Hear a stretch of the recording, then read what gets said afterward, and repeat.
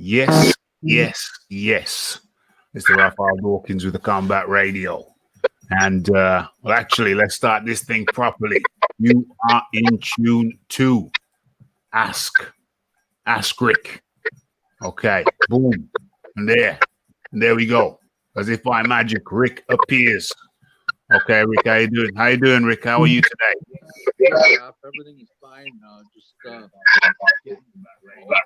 pandemic we thought was coming to an end, and all of a sudden it flared up in Florida. It flared up in the Houston, Texas area. A couple places in California, Arizona. So not looking good right now. But boxing's back.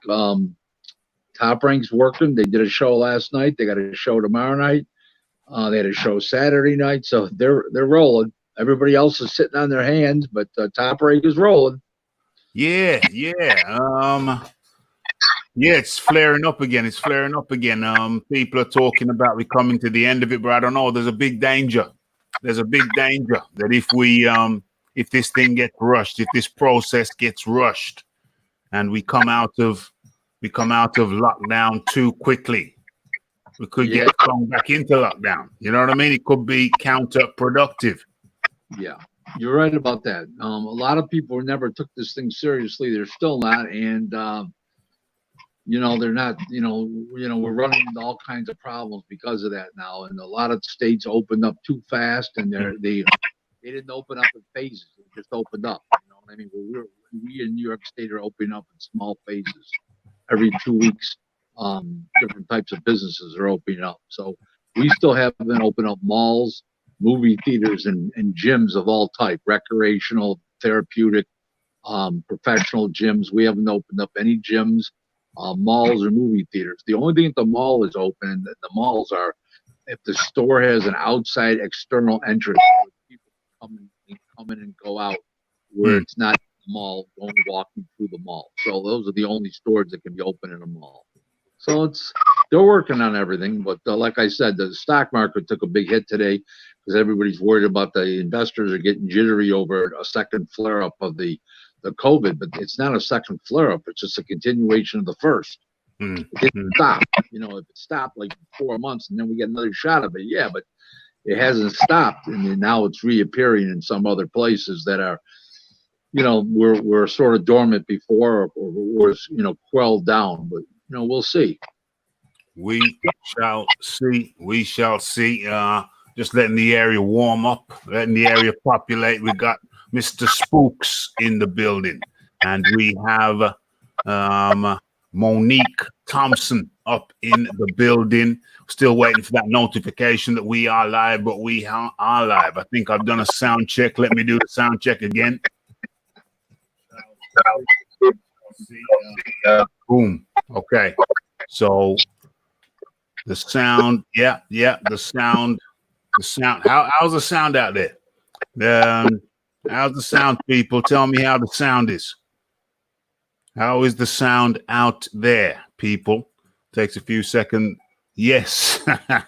EJ boxing up in the building. How's the sound? How's the sound quality?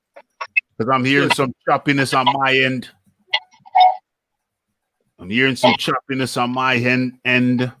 Okay, we are now officially live. I'll let people get back to me on that. Not hearing anything. Nobody's getting back to me on the sound quality. But anyway, what's going on? Echoes, feedback. Sound is EJ Boxing says the sound is bad. I don't know. We'll press on. Oh, it's bad now. Okay, we're gonna press on. We're gonna press on for a few minutes.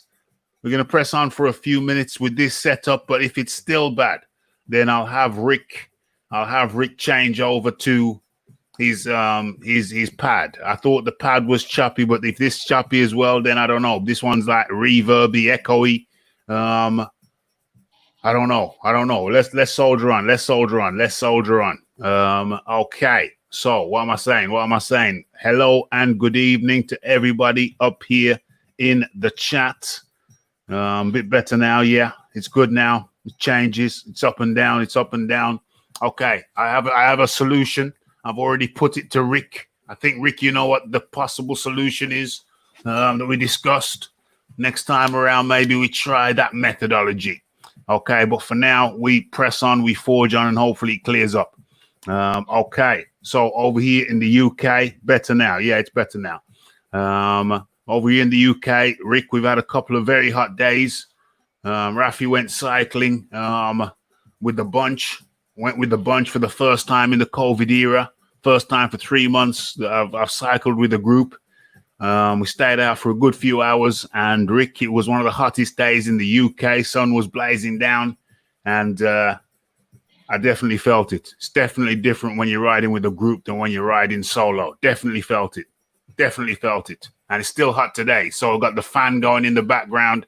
It's blazing over here. Don't know what it's like over there, Rick.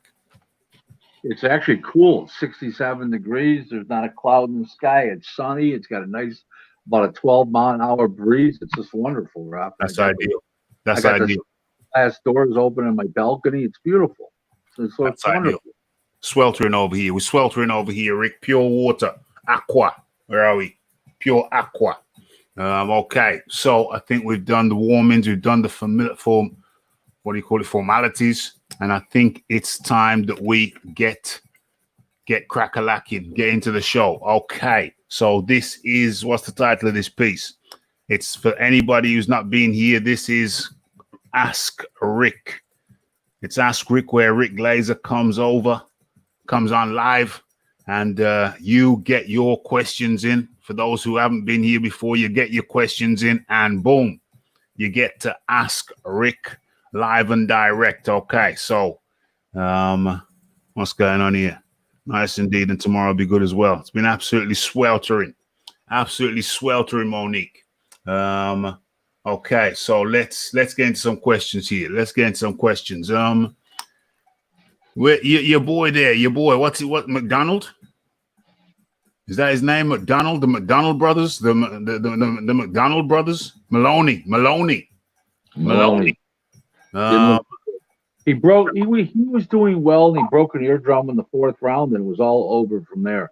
He went downhill, then he broke another eardrum in the 7th round, and he went the distance, but he hung in there. But I don't know. He didn't fight. He didn't fight the game plan he was told to fight, where he was using angles, and the other guy comes straight in, and he never did. He fought the guy, and he didn't have to. He had more skills, and he had faster hands. It's really a shame that's what happens when you don't listen to your corner.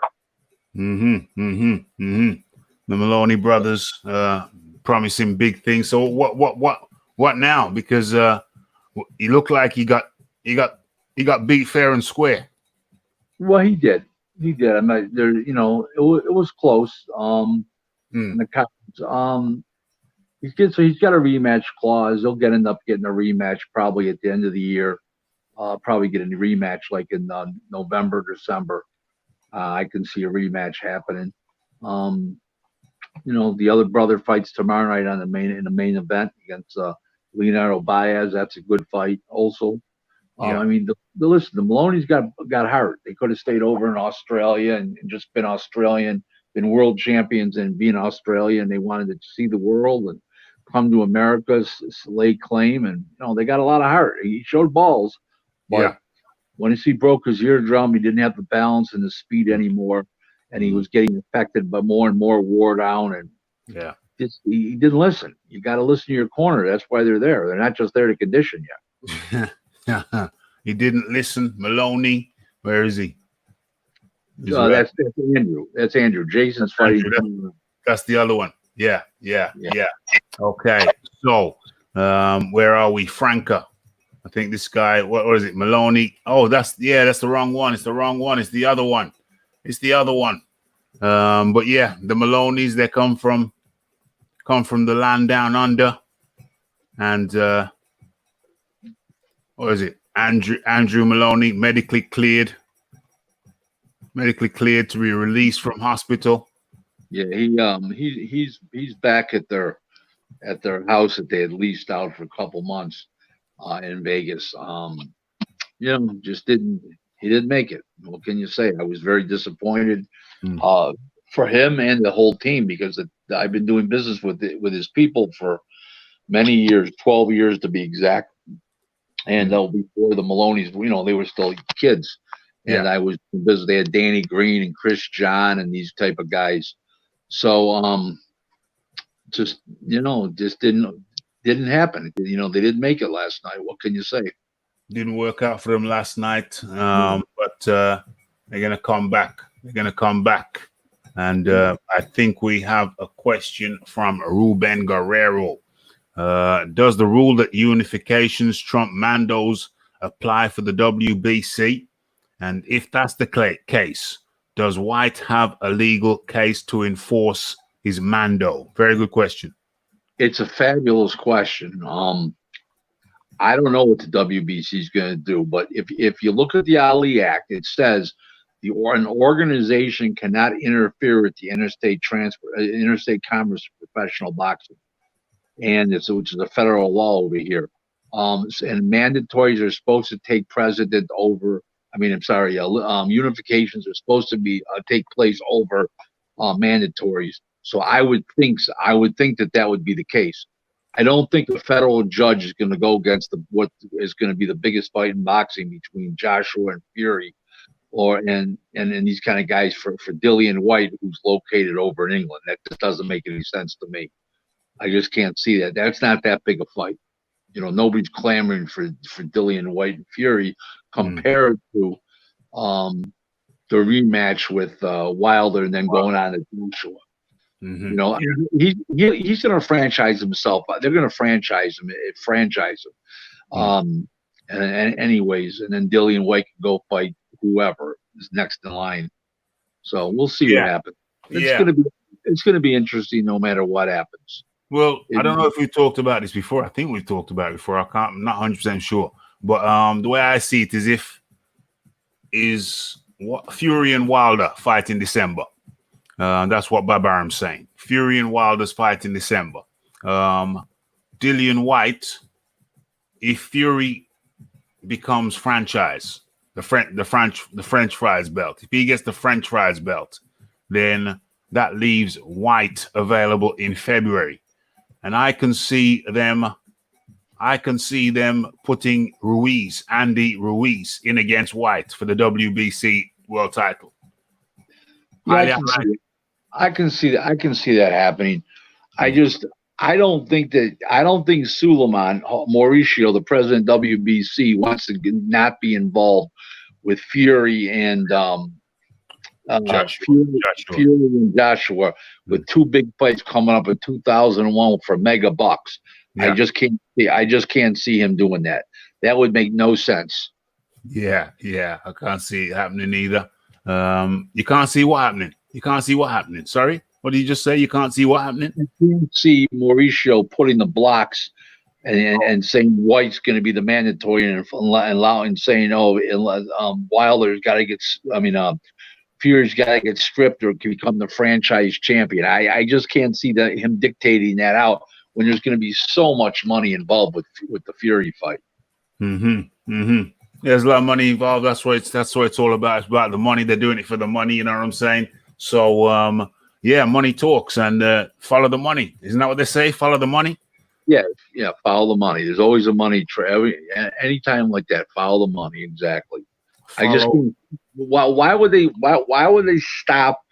Why would they have that interfere with the biggest fight and probably in the history of boxing in the heavyweight division ever? Yeah. So I just can't.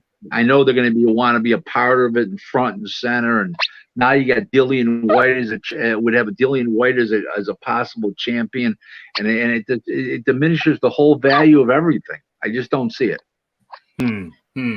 But Rick, if they make Fury franchise champion, and Dillian White is the WBC champion, then it'll diminish. It will diminish it.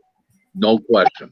Yeah. So it's not undisputed anymore. It's not undisputed anymore. Well, technically you're right. And not only anytime you cannibalize something or you faction it off, it depreciates itself. Just like, I'll give you an idea. The WBA was the WBA. Okay, they were the only sanctioning body in boxing. Then everybody got in a fight. A whole bunch of people got in a fight with the WBA. They formed the WBC. Then years later, the WBA gets in a fight with a whole bunch of other guys, Bob Lee and those guys, Robert Lee. Yeah. And they formed the IBF. Then 5 years later, Pepe Cadero gets in a fight with the WBO, and he goes out and with the WBA, and he goes out and forms the WBO. Anytime something is fractionalized, it drops in value. There's not even a question about that. It's like buying a car without a motor. Yeah. Yeah. From the showroom, car straight from the showroom. It depreciates immediately. Or it's like buying a house. It's like buying a piece of property, and the house is there. Now the house is gone. Come on, you know what I mean? Yeah, that is madness. As we move on to the next question. Okay, so hopes rise for return of crowds as the UK lockdown is eased. Where are we? Let me show that. Let me share that. Share the screen. Boom, boom. There won't be any. If you can't do in the UK, if you can't do a full crowd, you won't see Daniel Dubois and Joe Joyce. They just can't do that without a full crowd. There's no way that fight makes financial sense without a full crowd. 100%. Yeah, so they're gonna push it back. They're pushing it back. So hold on a second. I see Daniel Dubois and Joe Joyce fight in separate fights next, and then them fighting because of this COVID situation. I think they're going to be on two different shows, fighting separately, and then I think they're going to have the big fight. That's what once the crowds come back. I think that's what's going to happen. I can't see both guys sitting as long on an if come that the crowds might come back. So I think they're going to keep fighting other people until the crowds come back. That's what I see. It's only going to make the fight bigger. It's marinating. Yes. Yeah, I mean that makes perfect sense because that Dubois fight, and I mean Frank Warren is not in a fantastic position right now. He's not in a fantastic position. There's some troubles. There's some debts. There's some issues.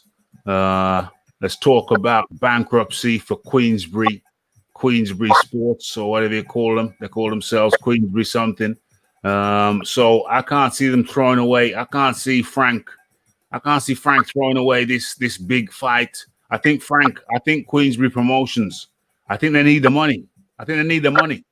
Listen, all I know is if everybody says always that Frank Warren's always in financial trouble.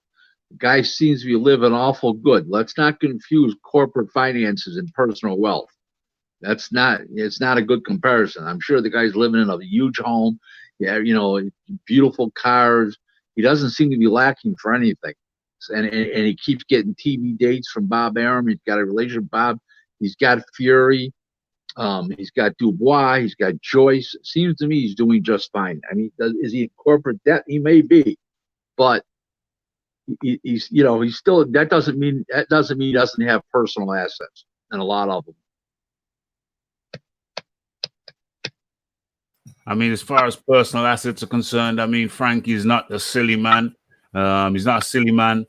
So as far as his personal finances are concerned, I'm sure he's very, very comfortable after all these years.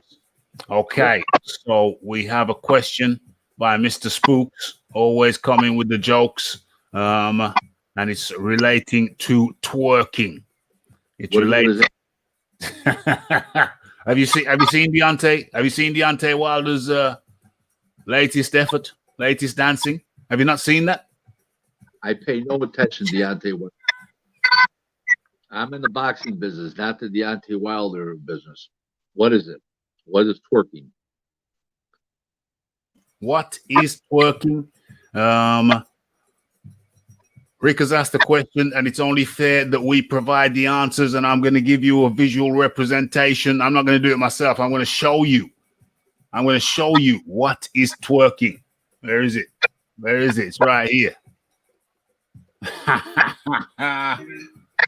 OMG. Okay, so let's share the screen. Let's share the screen. Boom, boom, boom. Okay, so I don't twerk. that is Deontay Wilder's latest effort. Let's assume this. There's Yeah. very little Deontay Wilder does, okay, that I would do. I'll leave it like that. Thank you. Leave it like that. I think we can safely say and safely assume that what Rick Glaser is saying is that he don't get down like that. Is that fair? Is that a fair conclusion? You don't. This isn't the type of behavior that Rick Glaser participates in. Is that a fair assessment, Rick? That's correct. I'm the type of guy that when I leave my house, I'm impeccably dressed, and I stay that way. OMG. OMG. Okay, I got some questions of my own, but let's stop sharing that and go to the this cracks me up. And go to some questions from the chat. What does this say? Salute, Raph and Mr. Rick Glaser. Hope you enjoyed the fight last night. Oh, I enjoyed the whole show. It was great. It was an excellent show.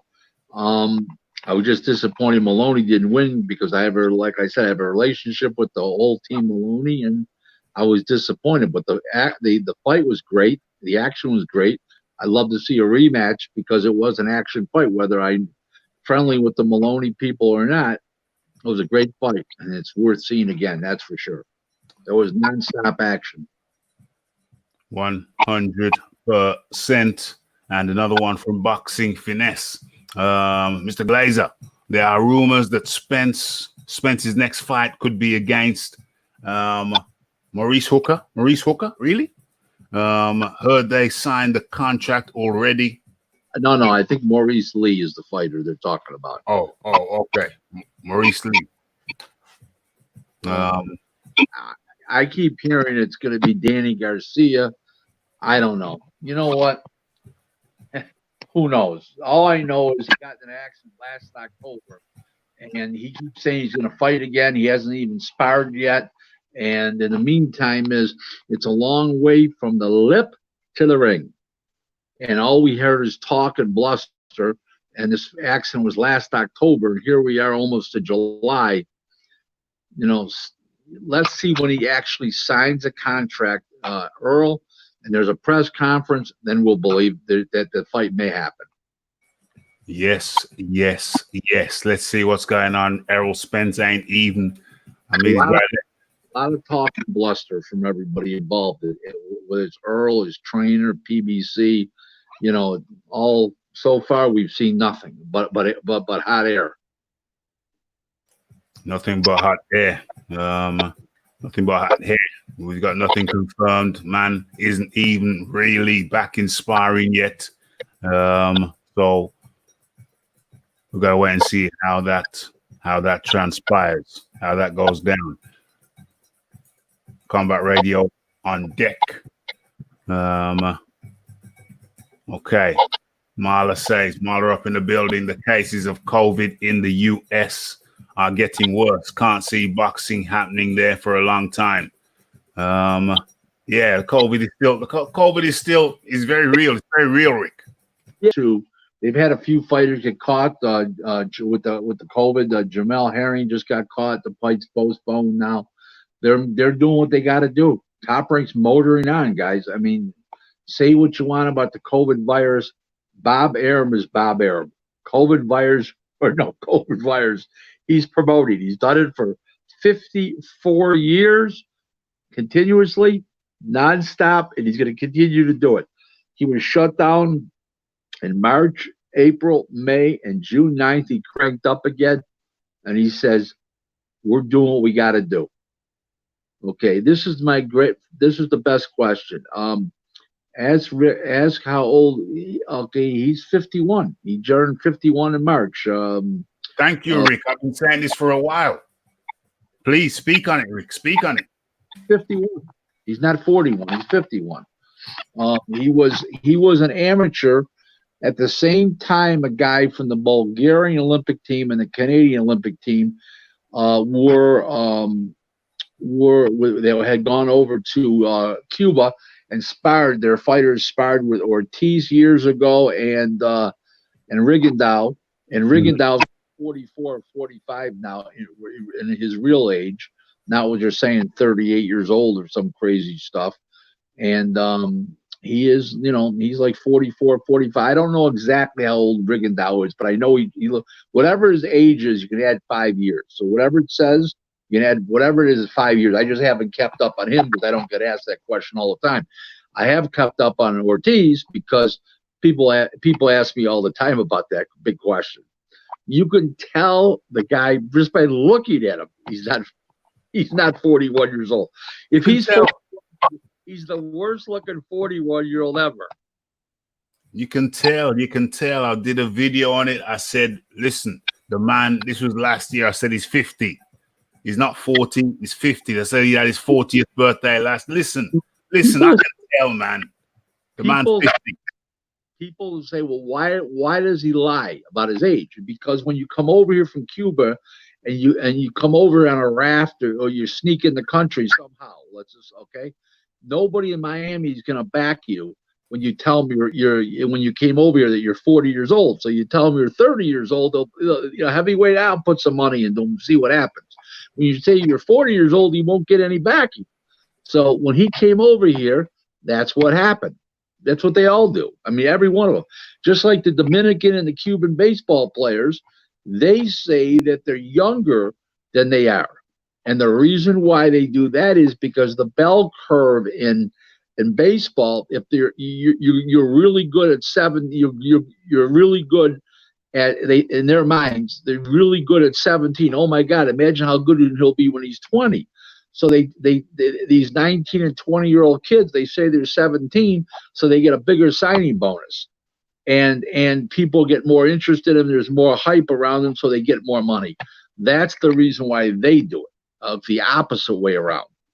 So, there's reasons for everything, if you know what I'm saying, why things are done in these, I'm not going to call Cuba, Dominican, or any of these places third world countries, but let's just say they're not as, they're not like the UK and they're not like America. Their records are like, very suspicious, and they don't keep good record keeping. Spence hasn't punched in his new teeth yet. Yeah, that's true. He hasn't sparred yet. Mr. Spooks is right. Correct, Mr. Spooks. And Ruben Guerrero says, what does Rick think of the rumors of Bud versus Ugas and his statement that he's not willing to take a pay cut due to COVID? As far let's start with the first question. I like the fight.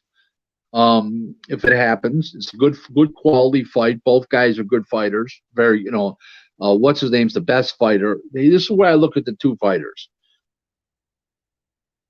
I consider Terrence the best welterweight in the world. Okay, period. And I think that Ugas is the best welterweight right now, not to hold the world title. And also Porter would fit in that category. So they're probably tied for first in that category. So that's the first thing. The second question is, Crawford is not willing to take less because of COVID. He might be sitting because, this is what we're dealing with today. If he wants to play hardball, I don't agree with it. Just like the Ryan Garcia thing with Oscar, I don't agree with it. Everybody's got to understand what everybody's going through right now. First of all, to give everybody an idea, if they haven't been listening to some of the past shows, is not only do you have no paid audience whatsoever, not only do you have no sponsors, and if you do, they're relegated to TV only sponsors. You have a big situation with the cost of the COVID testing, developing the procedures and the protocols, and carrying them out on a per show basis. Now, I understand from reliable sources that Top Rank had all their executives working on them, on this, which is 7 of them, and they spent thousands of man hours developing this thing in March, April, May, up until the point of the going in front of the commission and literally getting it approved by the commission. So they dealt with the World Health Organizations. They dealt with the commission. They dealt with doctors. They dealt with all kinds of big time medical people and medical companies to develop this format that they're carrying these shows out, and it's costing them no telling how much, millions to carry this out. It's not just the cost per show of the testing and the protocol and the procedures. It's to get to that point is the expensive part. In other words, where they could have spent a couple $1 million by accident just developing this whole thing, just in man hours, meetings, and everything else. I mean, just the way it is. It's very, and hiring these outside agencies. I mean, these agencies don't come cheap. So Crawford needs to take all this into consideration, because when he signed his contract, nobody knew about COVID. Nobody knew about a shutdown. Nobody knew about a pandemic. And he's got to get realistic. If he doesn't, I feel sorry for him, because, that's just the way it works. Hello? Raph? My bad. I was on mute. My bad. Yeah, just the way it works. What was that fight in my head? Was it 20? I think you tweeted it. What was it? Roberto Duran versus Sugar Ray Leonard. It's the anniversary. How many years ago was that? 28 years? That was some years ago. 40 years ago, June 20th. 40 years ago. Right. 40. Mm-hmm. Yep. Wow. People ask me why those mega fights aren't being made today. Okay, I just got asked this question 3 times in the last week. Here's the reason why. Okay, Al Heyman is the ruination of great fights. This is a typical example. So, in 1980, up until that point, Duran's biggest purse as a lightweight was $300,000. He went to the welterweight division. He fought Carlos Palomino and he got $500,000. Sugar Ray Leonard's biggest base purse was Wilfred Benitez for $1.5 million.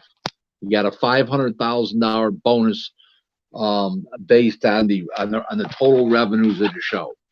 Okay, so that was $2 million. To make that fight, Ray fought Leonard. He got $10 million, 5 times the amount. Duran, $2 million. Okay, 4 times the amount that he ever made before. Wow. Okay. Now here's why Heyman can't make the big fights and the biggest fights and the best fights, and he does so. It's done so infrequently when he does. I don't want to hear about, he made this fight infrequently, like I said. Here's why. Because Heyman's paying guys millions to fight donkeys. So there's only so much revenues to go around. So by the time he overpays millions to fight donkeys, to fight a real guy can only give him $500,000 more. Now he's already making $2 million for a fight. He's going to fight somebody dangerous for $2.5 million. The guy says, "Well, why am I doing that? Well, for another $500,000, I don't need to fight that guy." So if they were offering him $10 million to fight that same guy, that motherfucker would sign the contract so fast and make your head spin. But there's not that kind of. He doesn't have that kind of revenues for those kind of deals, because he's paying too much to fight the donkeys. That's part of why I say he's the ruination of professional boxing in America. And that is part of the reason right there. So, I mean, Rafi, if you have any questions about it, that it's very obvious.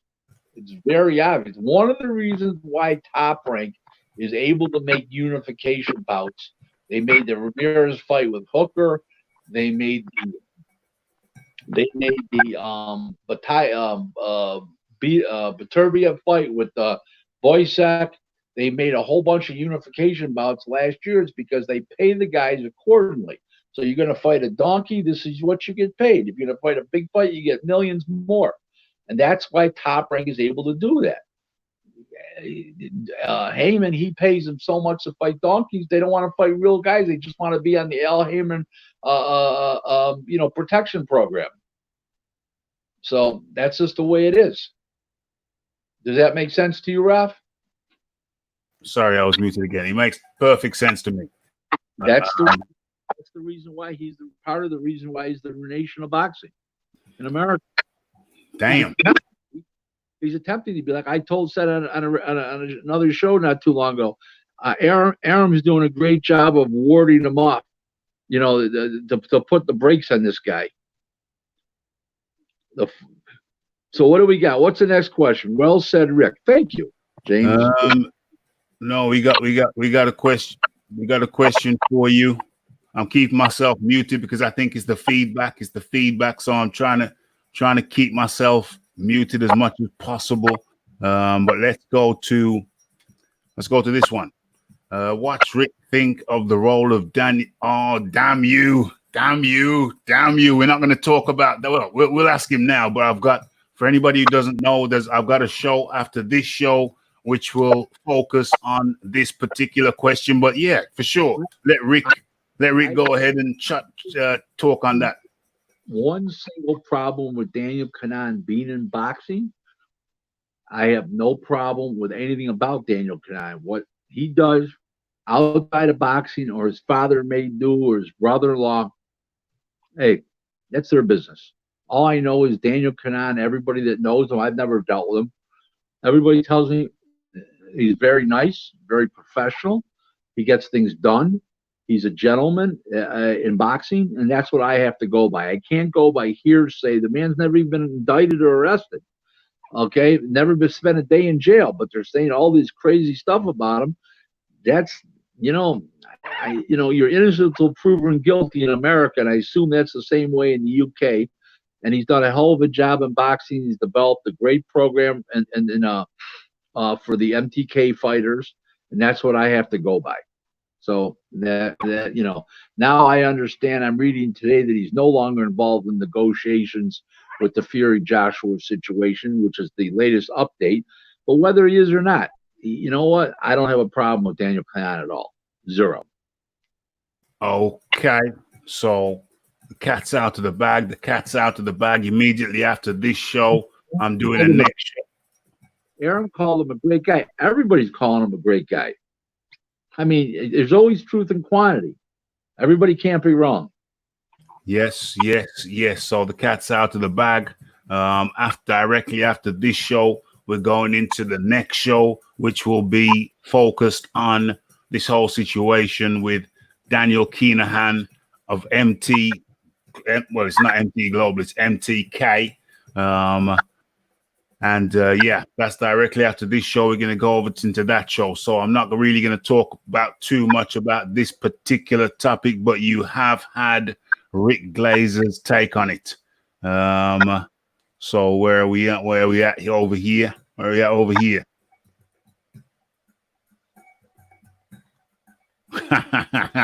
They're saying he's still involved with Fury. What I'll say, no, I'm not even going to say anything. Yeah, I'm not even going to say anything because I'm going to address that after this show. Wait. He may be still involved with Fury as his advisor. I'm not questioning that, but he's not involved. He's no longer involved with the negotiations of this particular fight, which is a possibility because he was representing all the parties because he lives over in that beyond. Bahrain, the country, right? Yeah. So he may not be involved in negotiations anymore, but yes, he's probably still advising Fury. I'm not questioning that. That's two different issues entirely, folks. Two different issues. Two different issues. Get your questions in the chat. I'll go over to one of mine. Oh yeah, and I think it was while we're on the topic of historical fights. Yeah, bless up Fireman in the building, T White in the building, Ruben Guerrero, Mr. Spooks, Marla, all in the building. Thank you for attending. What was my question again? Oh yeah, I think it was 28. I don't know if it was 28. It seems longer than 28, but could have been 28 years ago when Steve Cruz, Barry McGuigan fought Steve Cruz. No, it was more than that. It was like 86, 87, something. Yeah. 33, 34 years ago. Yeah, he knocked out Barry McGuigan. And that he got to Barry McGuigan. That's all I'm going to say. Stevie Cruz was an overachieving club fighter. That's all he was. And Barry McGuigan was a much better fighter. Just wasn't his night. Like it wasn't Maloney's fight last night. What these people have to understand is fighters that come from England, the UK, fighters that come from Australia, and they come to America to set sail for America, and they come here. It's a different world over here. These guys don't get it. I mean, Hatton won a controversial decision. He won a tough decision in another fight, and then he got plastered all over the ring by Mayweather and Pacquiao. So, and I'm not going to tell you what would have happened if he would have fought in England, because I don't know that. But it's a big difference when you're fighting at home and then you travel. It's a big, even if you get acclimated at the time and you come over 2 months in advance, there's a big difference, folks. Believe me. Big difference. Hard to travel. That's why I always say, does he travel well? I talk to fighters, to other people about a fighter. Does he travel well? Mm-hmm. Well, does he perform in front of strange people as good as he performs at home? And most people don't. They'll tell you, nah, he's not as good on the road as he is at home. He doesn't throw as many punches. He's not as confident, Yeah. So Miguel, nice little 6-rounder last night. And Miguel Contreras and Orlando Vargas. That was a very good fight. Yeah. Very entertaining. Highly entertaining. Miguel Contreras fends off Rolando Vargas to win via unanimous decision. Very, very entertaining. And there we have it. There we go. It's got the mask, whatever. And let's go on to the next question. Okay, let's see if we got something in the chat. Yeah, good point. James Jameson up in the building. The Heat beat Barry McGuigan. That's what I said. Yeah. No question. And Stevie Cruz is from Texas. He's used to that heat. So big difference. You travel over here. You're only over here a couple weeks. It's very hard, believe me. No joke. Yeah, I remember hearing Barry McGuigan in between rounds. That was going through that Texas heat. He looked totally exhausted. And Vegas heat. I meant that Stevie Cruz was from Texas, so he was used to that heat. Yeah. So the Vegas heat. It was outdoors, wasn't it? It was an outdoors event. I remember they were outdoors, and correct. Yep. He was sweltering, and you could tell that the temperature, the heat was a major factor. Was a major factor in that situation right there. But the next thing we look at is, where are we? Boom. Okay, so Navarrete Lopez ESPN telecast averaged 327,000 views. Now, this is a topic in itself, Rick. It's a topic in itself. Top Rank have been putting on shows, but they have been, the numbers have been disappointing, shall we say. Disappointing. Oh, I can't explain why. I know one thing that everybody on Twitter and Facebook is watching those fights that are fight fans. I don't know who's not watching them, and because I got guys calling me during the fights and texting me, and are you watching? I says no. What do you think I'm doing? Yeah, I've been waiting for fucking months for boxing. You think I'm not going to watch? I don't know.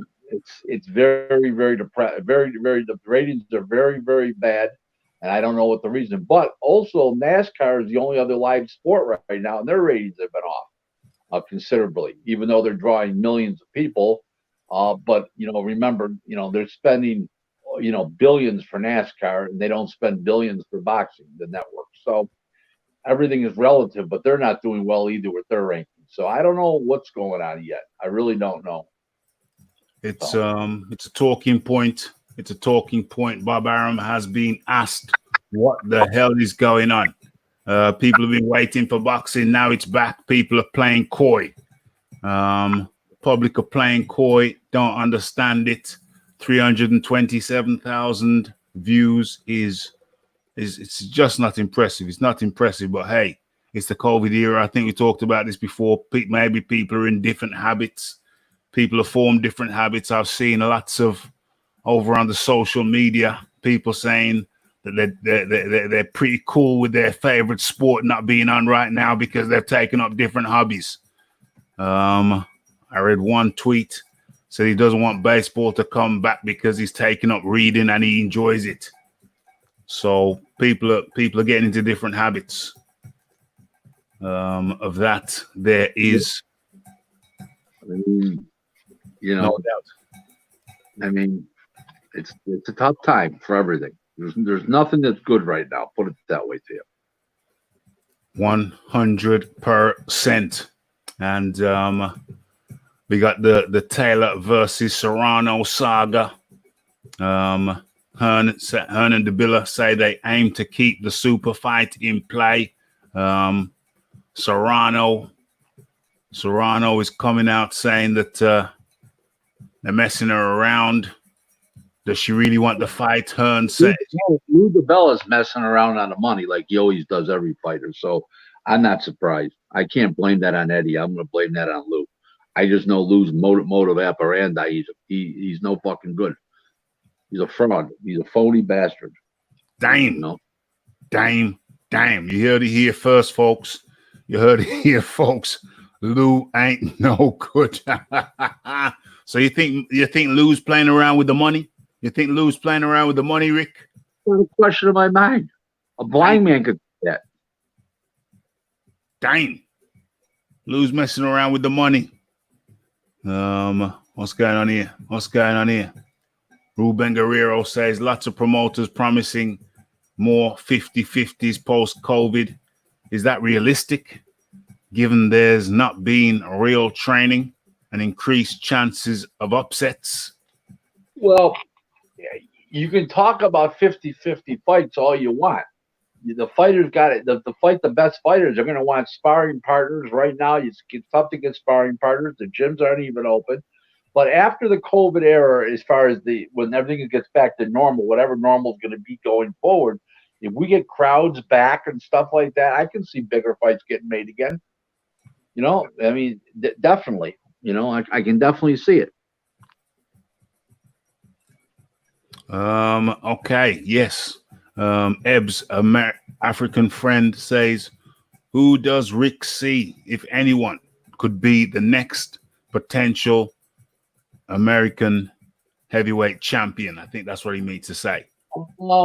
I don't see any Americans being all that right now. I mean, Jared Anderson's only 4-0. I mean, he's 20 years old. He talked to me about him in 4 or 5 years from now. Like 5 years from now, I think the word next is not the right word, because we don't have those great fighters, those great heavyweights in America.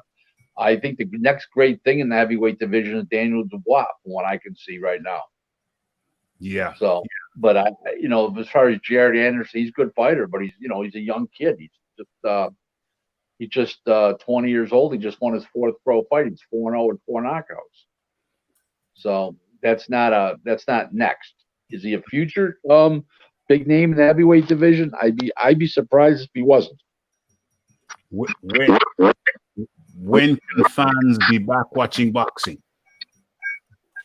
Well, does he mean live in person? If it's live in person, who knows? That's the big $1 million question right now. And in the case of Wilder Fury, that's a $17 million question because that's what the gate did the last time. I don't know. It's a great question. As far as in America, we've been watching boxing now since June 9th. And the next wave of promoters are coming out the weekend of the 24th, 25th, 26th with a bunch of shows. So, when will they allow fans in? I don't know. Nobody knows the answer to that question. It's actually a great question with no answer. How's that?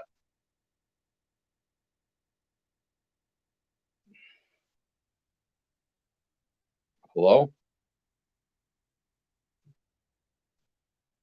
Yes. Okay, yeah, muted myself. Okay, so Sanchez, I'll be a whole different fighter against Diaz than in the loss to Valdez. He wasn't a whole different fighter. He won 2 rounds of the fight, and Chris Diaz blitzed him last night.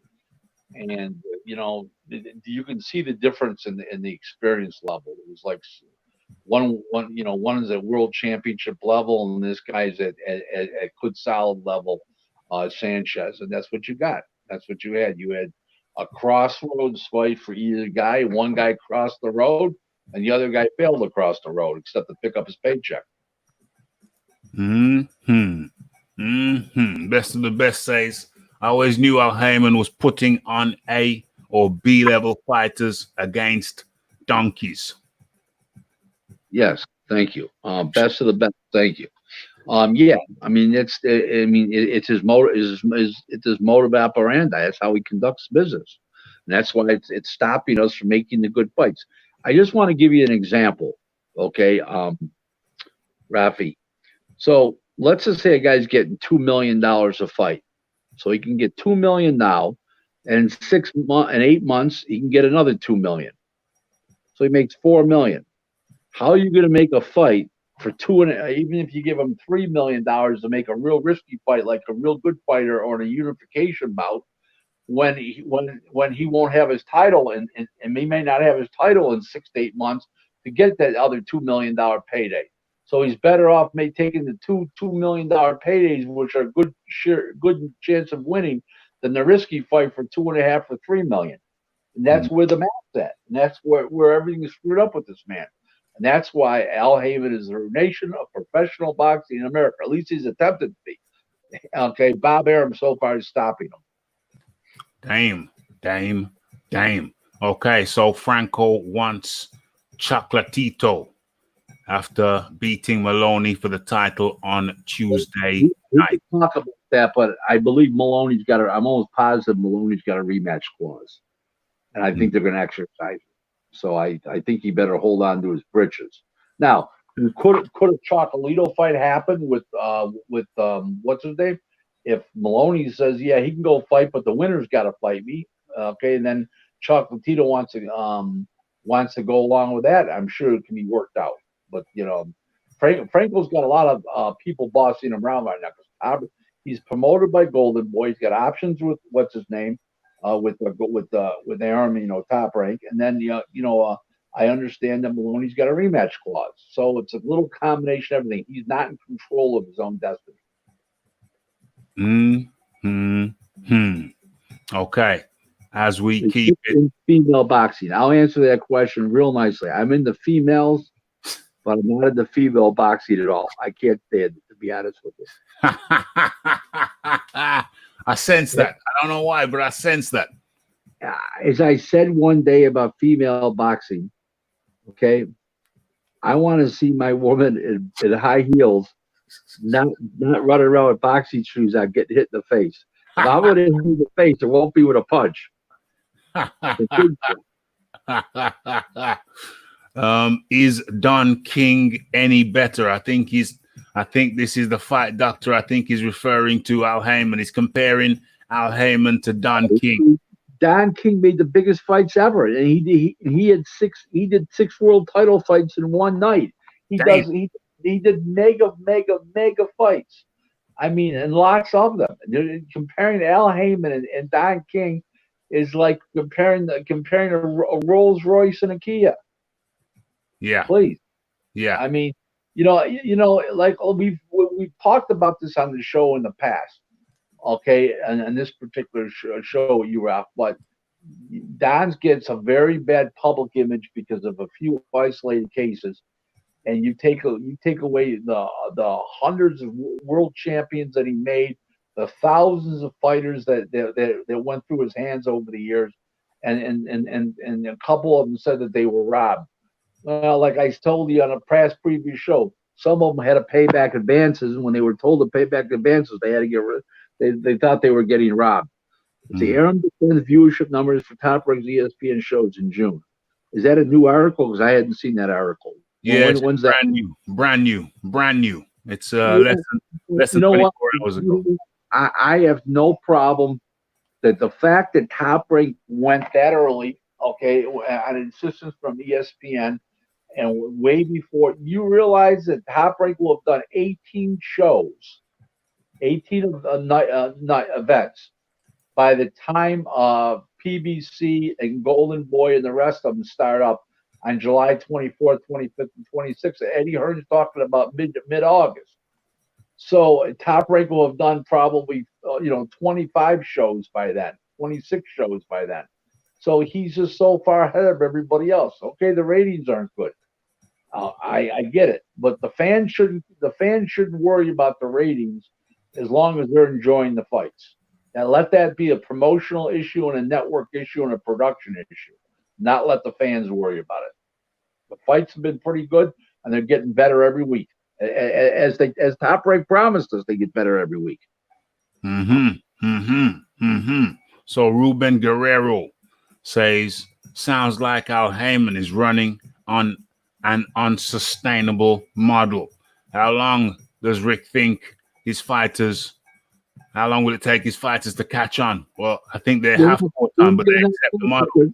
They're not going to catch on. It's been going on for 5 years now.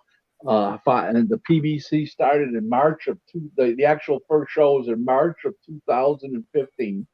He blazed through 550 million with his first unsustainable model in 30 months. And then since then, in the last 3 years, the thing hasn't made any money at all. Okay, I'm not saying I don't know if they've lost or not lost. I haven't followed it recently, but I know they haven't made any money. They haven't turned a corporate profit any quarter. And the fighters don't give a shit. The fighters are fighting donkeys for a lot of money and not fighting risky fights. They're going to keep doing what they're doing. They ain't going to say nothing. Why would they say anything? They can be champion like this Putz Wilder for 5 years at 10 title defenses, 2 a year against donkeys, and make a lot of money. As soon as he got into a risky fight, we saw what happened. And that's what's going to happen with the rest of the PBC guys. Same thing. Talking about Wilder. I think he was brilliantly handled. Yes, because he was a fraud. Absolutely. There's no question about it. He was brilliantly handled. There's no question about it. But the Fury situation was cherry picking gone wrong. That's what that was. Can I tell you something, Rick? Can I tell you something? I was the first person to coin the phrase cherry pick gone wrong as it relates to Fury and Wilder. Well, you might be, but I had a girlfriend that got poison ivy one time when she was really picking cherries. I said, that's cherry picking going wrong. So it was used in another context many years ago. Many years ago, context. Let's go into the chat. Let's see what's going on. I agree with Rick. I can't stand female boxing. I got a little story about females in combat sports. Back in the day, when I was deep into the jiu-jitsu, Brazilian jiu-jitsu, there was a girl that was a very attractive female who used to do it too. Same club, very attractive, highly attractive. Let's just leave it there, shall we, Rick? But anyway, I saw her a few years later. She got into the mixed martial arts, the punching and the elbows, the kicks to the head. And even though she was still attractive years later, you could see the scar tissue You know, it just didn't look. It just didn't look right. And furthermore, I have a thing. You know, maybe some people may deem it a little bit, a bit risque thing to say, but I don't think mothers should be involved in sports. I don't think females should be involved in sports that can give them brain injuries. I think it's crucial and important that a mother have as much as of her mental faculties as possible. I don't think getting punched in the head or getting kicked in the head is the way to go. But that's just me. I wouldn't deny anyone their right to participate in any sport they so see fit. But I'm a bit concerned with mothers who suffered concussions as part of a sport. Rick Glaser. Yeah, it's not my thing. There's so many reasons why it's not my thing. Yeah. Just the females hitting each other in the face, you know. I mean, I just don't think it's. I listen. It's a funny thing. It's some certain things that you just don't sit well with you. That's one of them. You know, female boxing. You know, I wouldn't want my wife to get hit in the face. No. So, you know.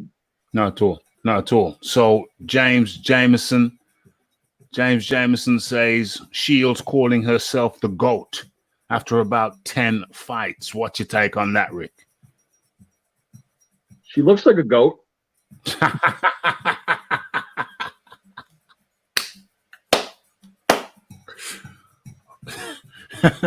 OMG. What fight?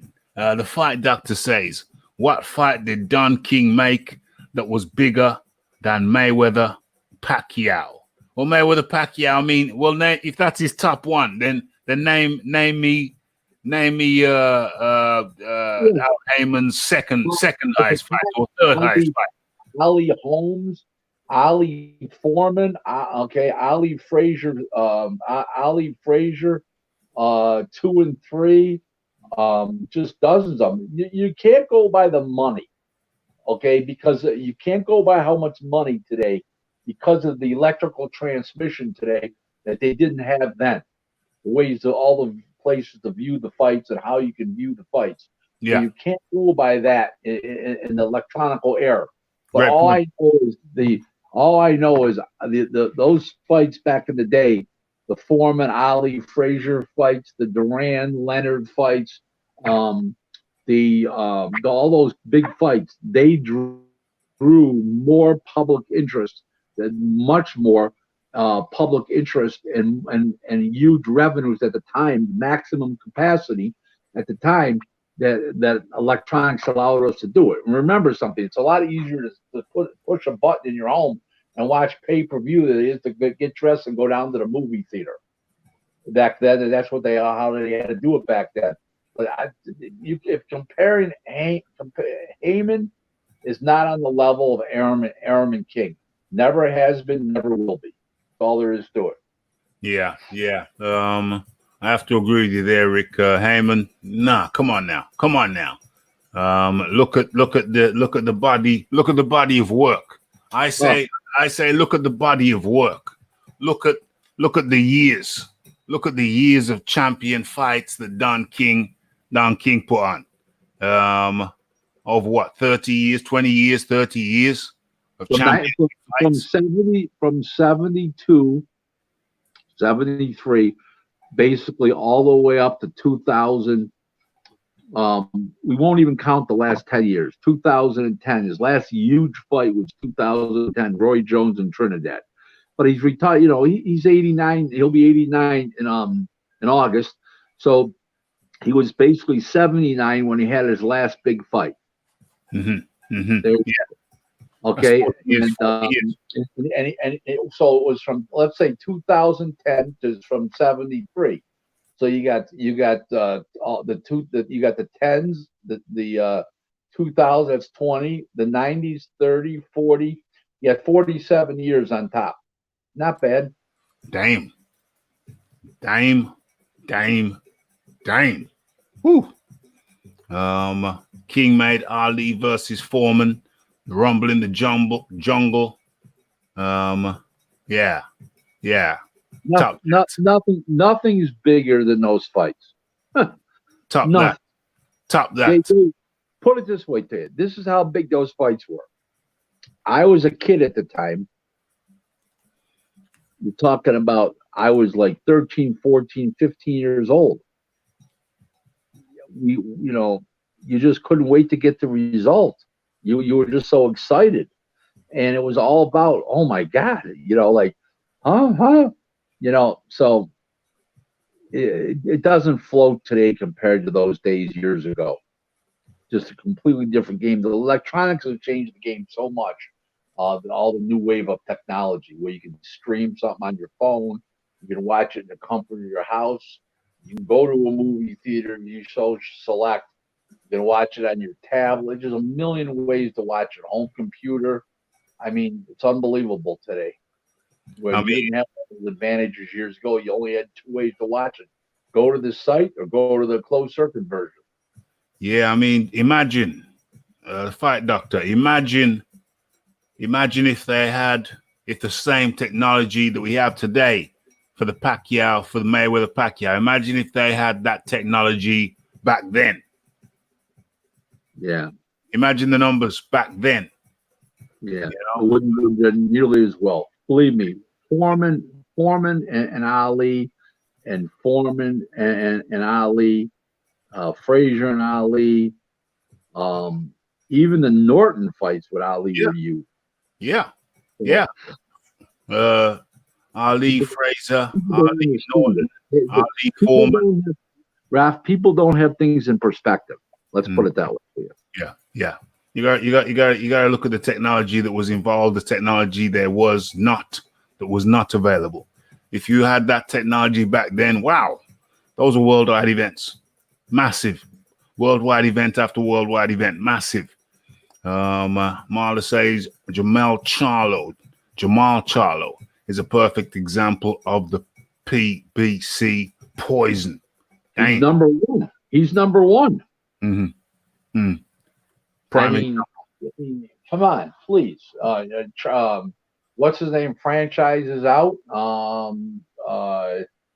WBC franchises Canelo, and Charlo steps in and he's fighting all dead bodies for probably $1.5 million a fight, $2 million, when he's worth about $400,000. Is a typical example of what I'm talking about. So whoever made that comment is spot on. Yeah. I'm glad that person got it. So absolutely. That was Marla. Definitely, the Fury fight was a definite cherry pick gone badly wrong. Yes. Best of the best says. Get your question in, folks. Get your question in. Best of the best says, how does Rick feel about those LDBC channels saying Fury cheated and his hands weren't in the gloves against Wilder? Why, if his hands weren't in the gloves, what was he hitting them with? Yeah. How did he bust his eardrum? First of all, it's ridiculous. It's just the glove. We've gone over this. The gloves are carefully inspected. They're held by the boxing commission. There's a state inspector in the dressing room. When they put the wraps on, they put the gloves on. There's another state inspector in the corner of the fight. And there's the referee. There's just too many people involved. Nobody's cheating like that. It's ridiculous. Ridiculous. The cheating's done in the performance-enhancing drugs and how they cycle in and cycle out. That's how they're cheating. They're not cheating with gloves and all that kind of crazy stuff. Please, they got to stop those. What those LDBCers know about boxing, you could write on a matchbox cover with large yellow crayon. Those LDBCers and those Hammonites. They know nothing. They're not in the business. They're not even boxing fans. They're just they're racist using boxing to further their agenda. They're not even, it's just what they are. It's unfortunate. It's very unfortunate, but it does seem that boxing comes a low second on the agenda of some of those cats. And I don't say that I don't say that out of spite. I just mean, the evidence is there. The evidence is there. The mixed narratives, the skewed narratives, should I say, the skewed narratives. It's plain. It's plain. It's plain as day. It's plain as day. Okay. Yep.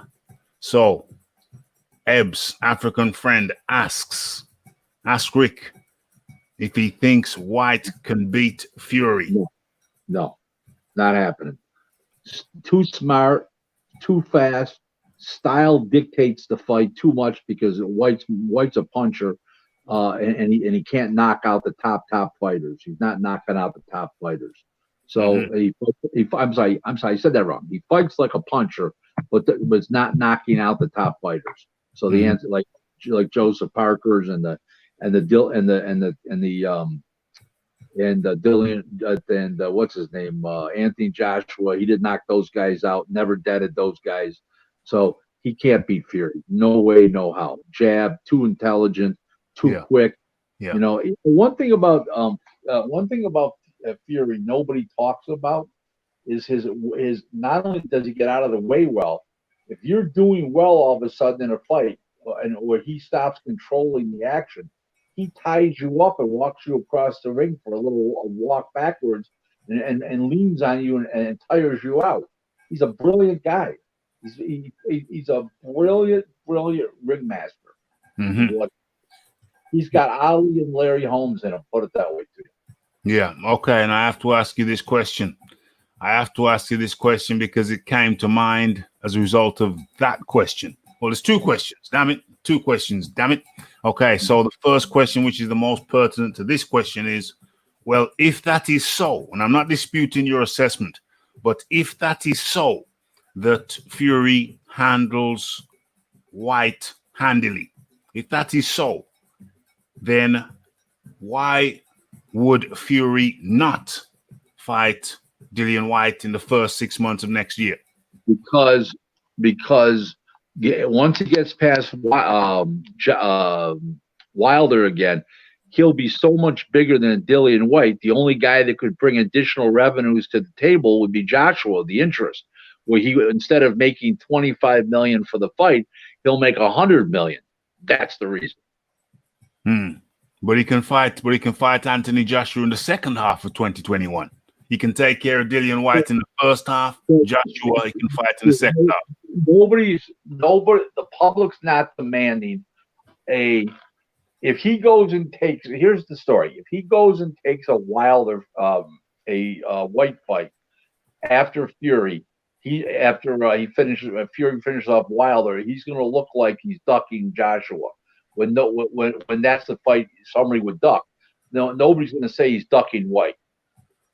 No, not enough people. Let's put it that way. There's going to be White lovers that say that, but not enough people. Believe me, all the money's with Joshua and Fury fighting each other. Everything else is window dressing. So I have to come back to it. I have to retrace my steps, and I have to come back to it. If Fury goes that route, we're talking about franchise. If Fury goes the franchise route, then that fight between Joshua is not undisputed. It's not for undisputed. Well, that's a problem. It would be, because it probably would take place before White would get into the ring. So it would still be undisputed. More than likely take place. Probably the WBC, if they do strip him or they do make White the champion, they're not going to allow the title to pass until the White fight to the first Fury and Joshua fight's over. So they're gonna play some hocus pocus, higgery jiggery. No, it's not hocus pocus, jiggery. It's just that if the WBC is going to want to participate in this fight, and if he gives up the title, they're going to fight. 3 months later. The WBC just not going to. They're going to just tell Eddie Hearn, okay, we're going to do this fight. We're going to make. You want a guy you want to fight for the vacant title, 2-year fighters, good. It can't happen until after that fight. They're not going to do it underhandedly. Why? They don't have to. So it's not like it's going to be hidden. Let this fight take place. That's all there is to it. Interesting. Very, very interesting. Oh, it's a good question there. I almost missed it. My bad. Oh, it's a few good questions. Yeah. Ruben Guerrero coming in with the questions thick and fast. He's not messing around. Who does Rick think will be the next PPV star? Ryan Garcia? I'm not saying he's the next one, but he will be a pay-per-view star if you listen to Oscar, because Oscar was a pay-per-view star, and the kid is good looking. Ryan Garcia, he can fight. He's got fast hands. He can punch. I think he can be. I think Virgil Ortiz, another fighter that Top Rank has, can be a pay-per-view star. I think those two guys can be pay-per-view stars from what I can see. Both those guys to me. Top Rank's got Teofimo Lopez. I think he can be I think he can be a pay-per-view star. Yeah. Yes. And the questions are coming in thick and fast. Mr. Spook says, does Rick think any other boxers look like animals apart from goats? I should have read that before I read it. Mr. Spooks got me a good one. You got me a good one there. Let me read it before I read it. Okay, I think I can trust Aaron Daly up in the building. Who does Rick think are the best two trainers in the game right now, and why? I would definitely have to say Robert Garcia would be one of them. I mean, when his fighter won, he had a fighter win another world title last night. I would have to say he'd be probably number one.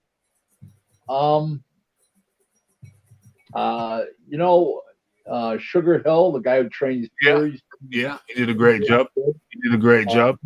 Yeah, he's pretty good. Yeah. So I would say those guys. Those.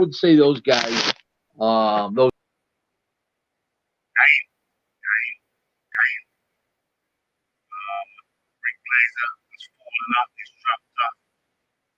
But I'm pretty sure he's got the link. In his email.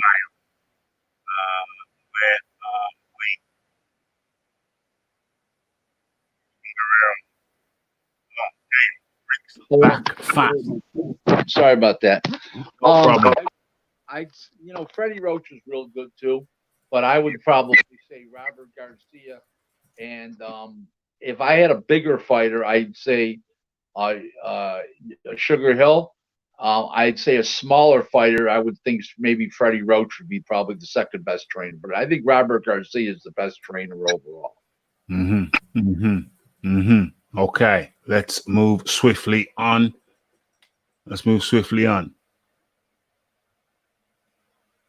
Dillian White doesn't bring the revenue to warrant Fury fighting him before AJ. Exactly. Yeah.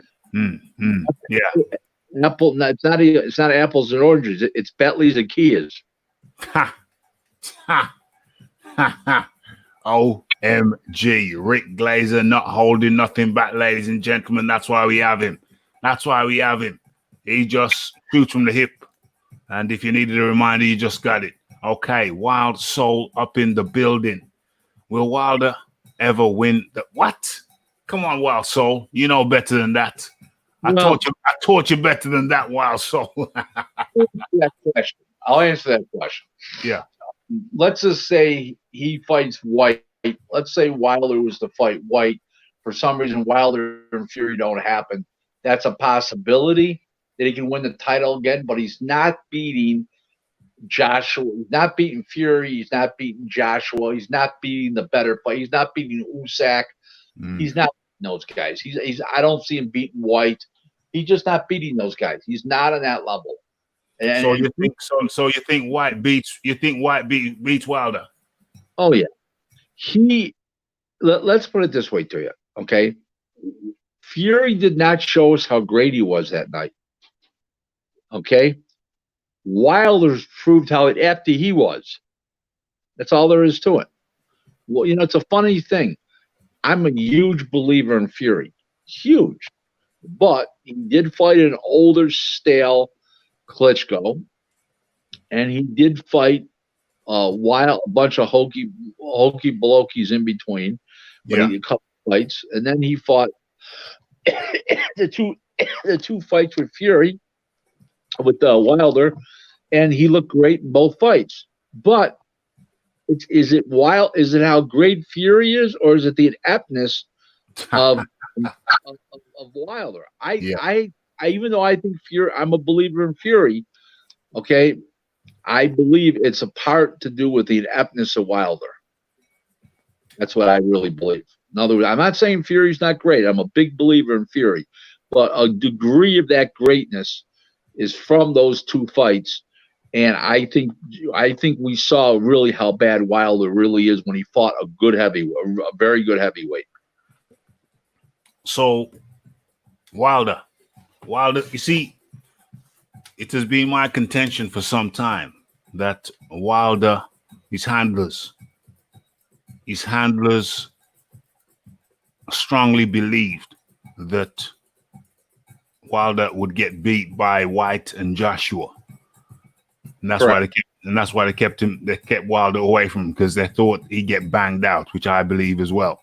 But they thought that Fury was Mr. Feather Fists, Mr. Feather Hands. Right. But even if pound for pound, he's not one of the heavier punchers in the division. Even if that is so, he'll still punch hard enough to cause problems. And so, but they didn't factor that in. They thought he doesn't hit hard enough, he's not going to knock you out, and therefore we'll go with him. The other two can knock you out, he can't. Raph, you're 100% right. But the other thing that went through their mind was how bad that Fury looked in those two comeback fights against those two donkeys. And he didn't look good himself because he was overweight. He didn't really try that hard. But as soon as he tried, look what happened. So it just shows you how bad Wilder really is. Yeah, absolutely. 100%. 100%. Let me mute myself. No, I can't. I'm about to read something.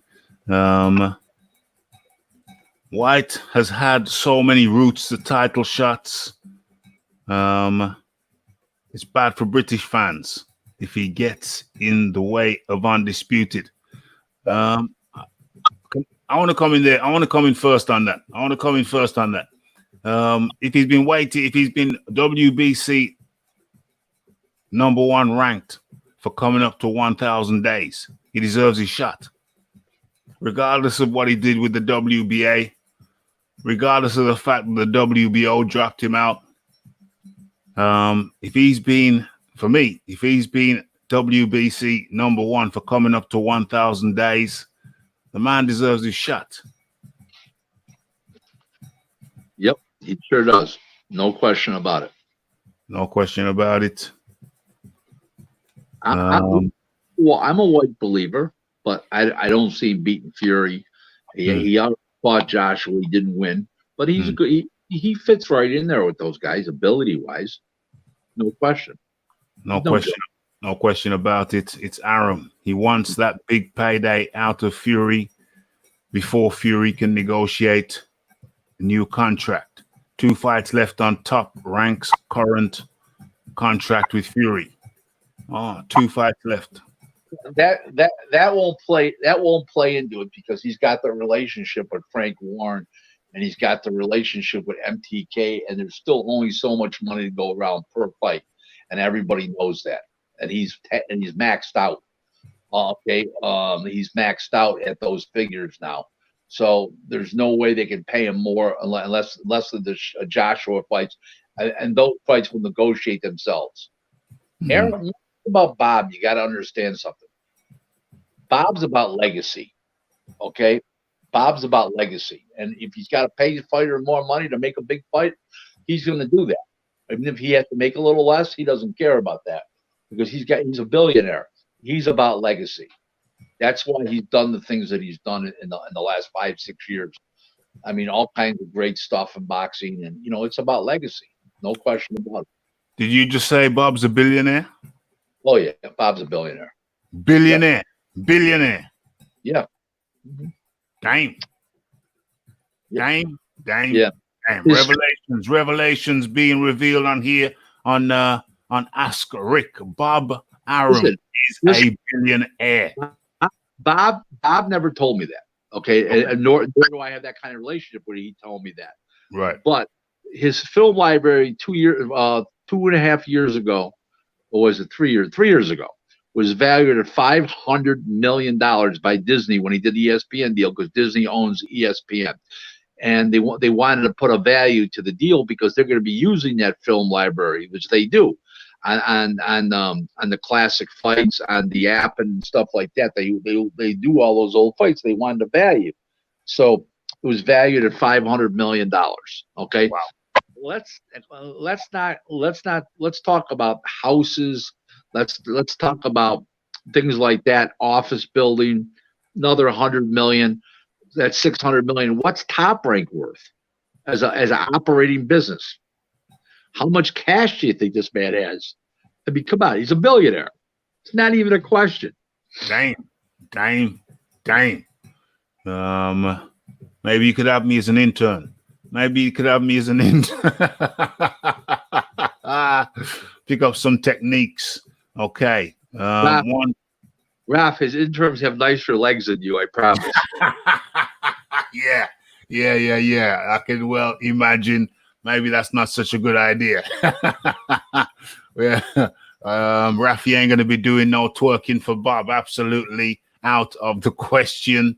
One for Rick and also Raph. What is the most memorable fight of the last 10 years you have been to? Or seen? Memorable.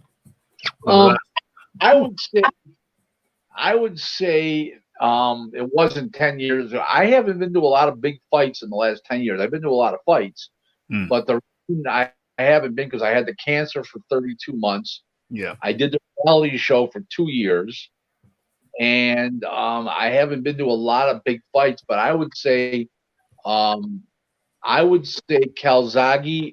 and Roy Jones. I would say Roy Jones, Trinidad. Those were like 2008, that time period and stuff like that.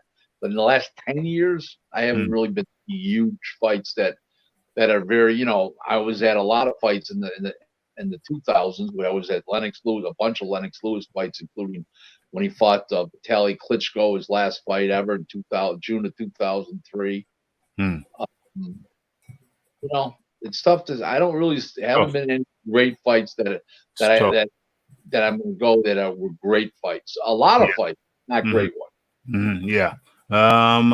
Most memorable. I wasn't there, but the most memorable fight of the last 10 years for me, it probably happened last year. I think for the surprise value, nobody called it, nobody predicted it, for a fight that nobody called, nobody predicted to go down the way it went down.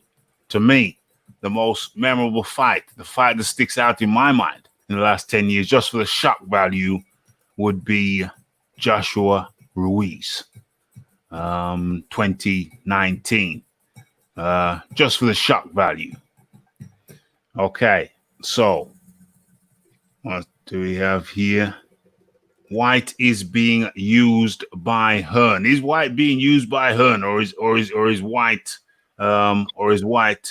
plotting his own, crafting his own plot? The best way I can put it this way, and I said it last week on the show when we're talking about getting an attorney, I don't see where Eddie's acting in his best interest, and I don't think he's going to act in his best interest. So there you go. I to put it. OMG. Rick not mincing his words. Just telling it like it is. Forget Undisputed. Do what's right and within the rules, or else what is the point in having rules? I kind of agree. I don't see the hardship in Fury fighting White first half of 2021 and then Joshua in the second half. Although I hear your points and observations. Here's the problem with that. The Wilder fight takes place in December for Fury. You can't really fight for 6 months, okay? And when you're a heavyweight, because you got to go, you got to recuperate, and then you got to again. So let's say it's 6 months. So that goes to June. When are they going to fight the other fight? Next December. After that, the first Joshua Fury fight. I don't like that. I don't like that time frame, especially when the other guy can be a little chinny. Joshua. Ha. Damn. A little bit chinny. Rick feels Joshua's a little bit chinny. Well, I'm not saying he does have a bad chin. I'm not saying that. I'm saying he can be a little chinny. We saw that. I mean, that's the obvious. He was down with Klitschko. He was down with Ruiz. He got stopped on his feet. Ruiz. He didn't show the gumption to go on. That doesn't show me a lot. You know what I'm saying? A lot of good points there. Yeah. Well, Rick and I differ on that point. Rick says that Joshua had a lack of gumption. He was lacking in the gumption department against Ruiz. I just say, if your man there is concussed, if your man there's got shots behind the head, behind the ear, on the temple, equilibrium is off. There ain't much you can do. Well, that's true. That's 100% true, and I agree with that part. And I'm not saying he doesn't have heart. Yeah, he looked like he was lost that whole fight. I don't mean lost. He lost. He looked lost in the whole fight. Mm-hmm. He looked himself. He didn't show that fighting spirit that we've seen from him in the past. I mean, him and White was a good fight.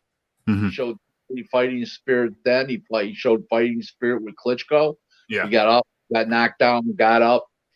He didn't show it on this particular night. I don't know. You know, maybe it was the aura of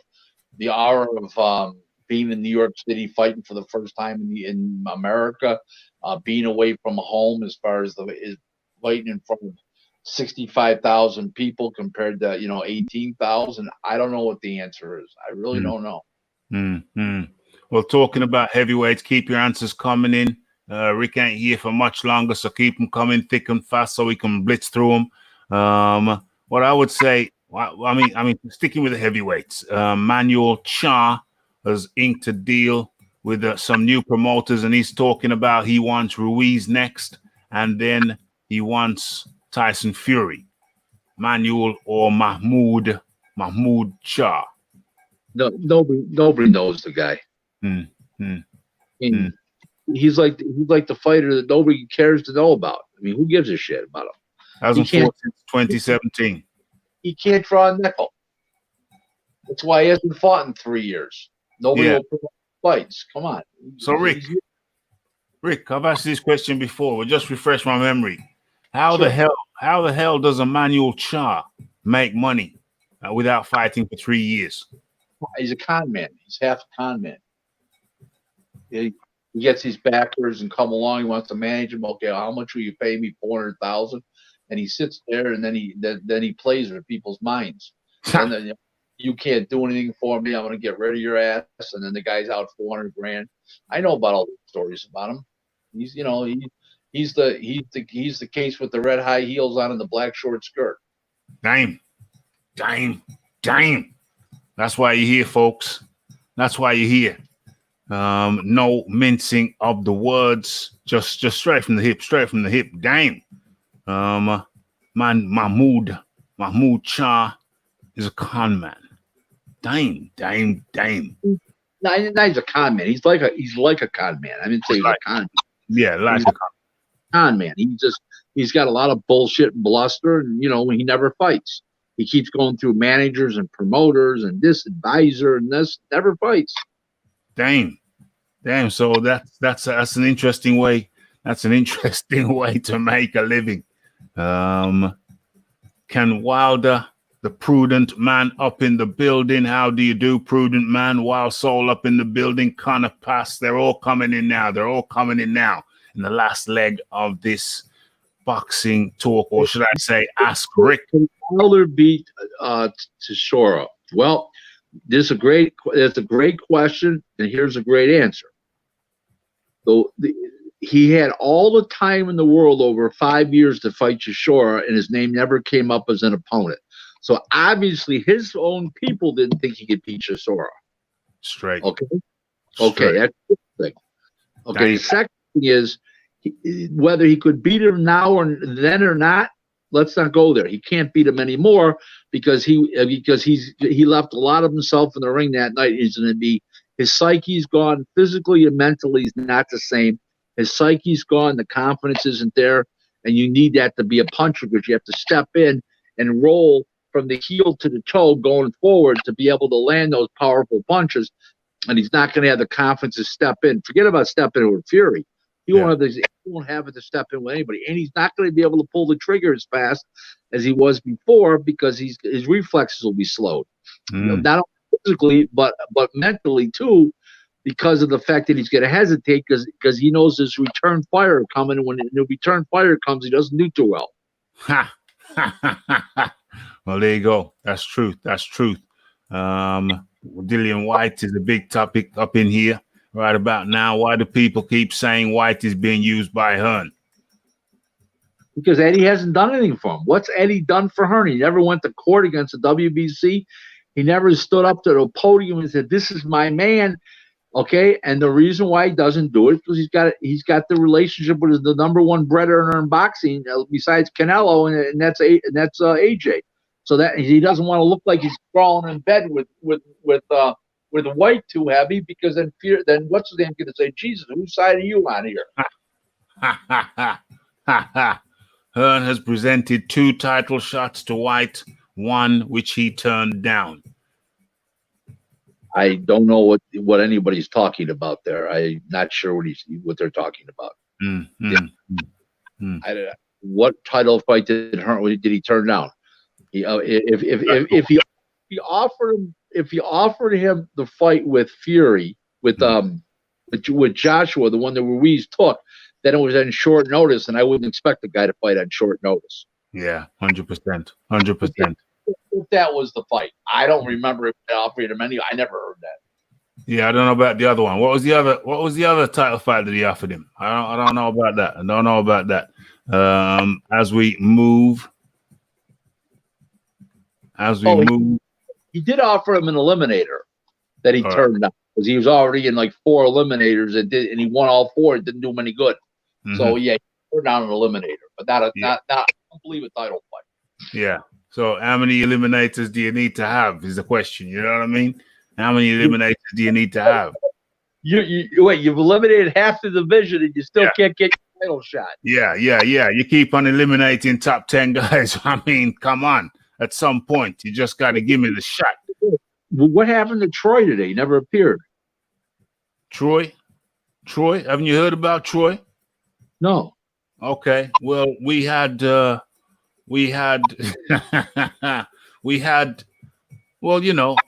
sometimes you have little civil wars.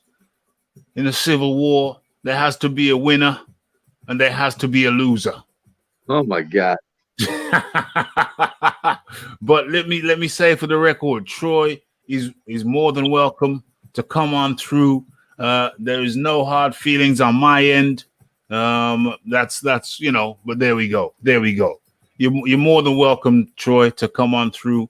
Anyway, as we move on, Hearn has made White a multimillionaire. Okay, he's a fighter. He deserves the riches, and made money promoting his fights, but he hasn't stood up for him. Stand up, fucking fighter. Yeah. 100. Wild Soul says Wilder shall return. He was drugged. Lol. If my mother had balls, she'd be my father. There we go. Boom. Okay, we're coming up to the last few minutes of the show. So if you got any questions, you gotta get them in quick because we don't do overtime over here. We just bang them out, mate. Bang them out. White is on a fight-by-fight contract. If he's getting used, it's no one's fault but his own. Okay, but I'm not disagreeing with that statement. Okay, good statement. But if that's the case, then Eddie should say, I'll go to war for you. I'll go to bat. I want to promote your next 5 fights. Mm-hmm. And okay, so there's your answer right there. So obviously there's a real breakthrough, a breakup between the guys, and they're still staying together. But why they are acting like they are, I don't know. But if that was the case, then why didn't White just leave and go with Arum or somebody else? That's the next question. If it's only a fight-by-fight basis, then why didn't he take off? There's other people willing to promote White. White that can pay him. Arum would do a deal with Frank Warren. Frank would say, "Yeah, you promote the guy. I'll supply the TV, and we'll go do business with this guy." So that's not the answer either. Eddie's not going to bat for White because he's got Joshua, and he looks at his long-term relationship with the WBC. You don't want to get in the shit house with the WBC. Deal with White when he's got Joshua as his big wage earner, and he doesn't want to get in the shit house with Joshua because Joshua can say, "What's up here?" Yeah. What's going on? What's going on? Ask Rick. Michael Gomez versus Arthur Alex fight. That was I vaguely remember. I know it was vaguely. That was a while. It was a while back. We got Card Master. We got Freddie Mars. Yes. Ask Rick who wins. Pac-Man versus Crawford. Oh, Crawford. Jesus. Yeah. Wipe him off the face of the earth. Dang. Not even a contest.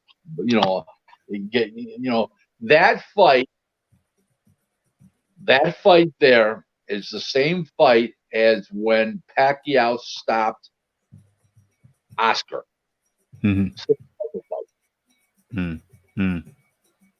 Yeah. Wilder was protected and kept away from guys like Chisora, Helenius, Christian Hammers of the world. Right. Well, I don't know where Christian Hammer would fit in with those guys.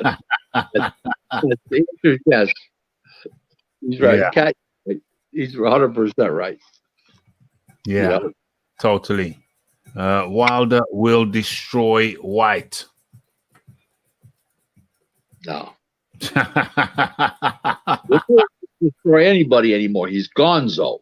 Shatsky. You'll never be this.